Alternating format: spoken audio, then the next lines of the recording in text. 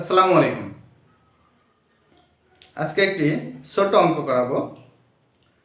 The common stock of companies X and Y have the expected return and standard deviation given below.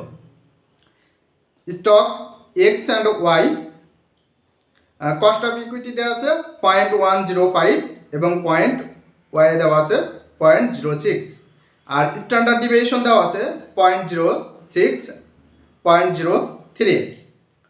নিচে বলছে compute the risk and return for portfolio comprising of 65:35 invested in stock X and stock Y respectively and the correlation of coefficient between the two stock is 0.75। এখানে দুইটা স্টকে কি দেওয়া আছে, weighted দেওয়া আছে।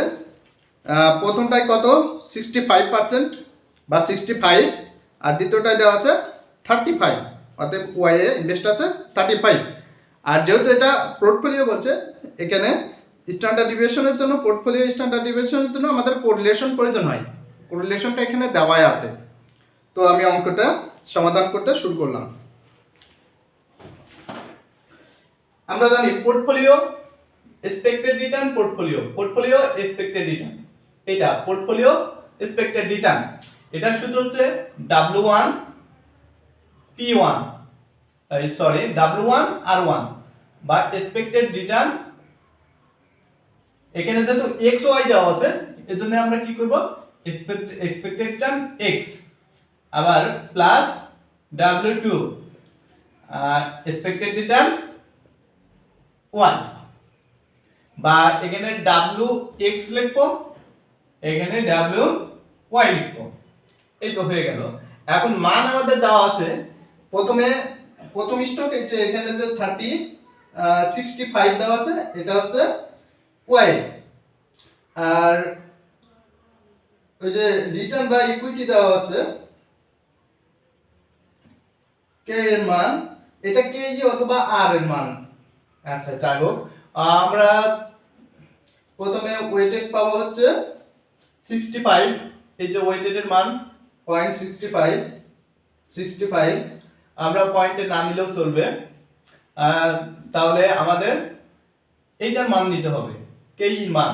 এটা সমান কি, কে রিটার্ন, এক্সপেক্টেড রিটার্নের মান, কস্ট অফ ইকুইটি বা কে এর মান 0.105 লেখা আছে, যোগ আর এটা কত, তাহলে 35 গুণ আমরা এটা পাচ্ছি 06 এইটা।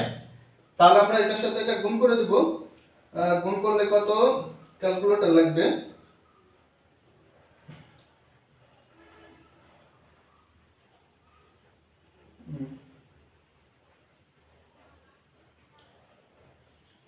যাক, এটা গুণ করে একবারে যেটা অ্যানসার আসবে আমি সরাসরি অ্যানসারটা বসাই দিচ্ছি। দুইটা যোগ করে অ্যানসার হবে 8.37। এটা হচ্ছে অ্যানসার। আমার কাছে ক্যালকুলেটর নেই। আচ্ছা, তারপরে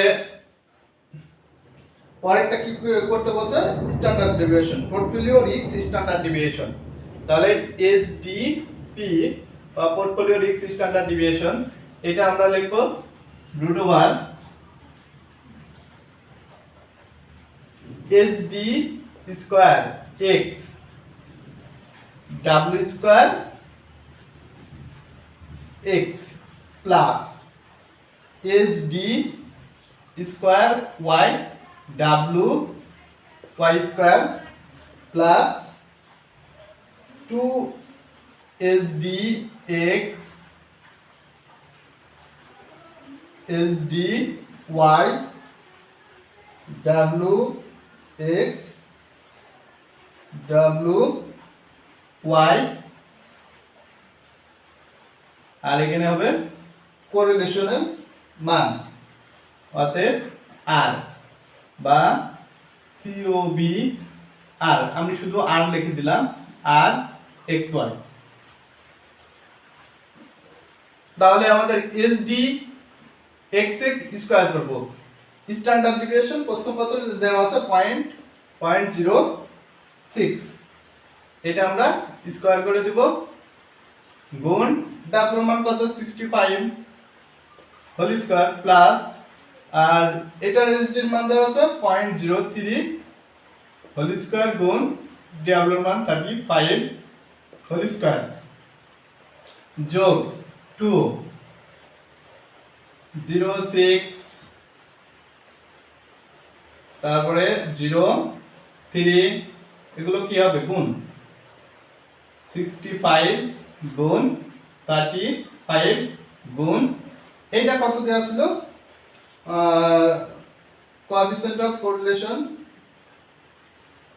0.75 এটা আমরা রুট করে দিব। এবার এটা ক্যালকুলেশন করে যেটা আসবে সেটাই হচ্ছে অ্যানসার। ক্যালকুলেশন করলে সরাসরি আমি 21455 আমার কাছে যেহেতু ক্যালকুলেটর নেই আমি এর জন্য বসাই দিলাম 4.74% এটা হবে।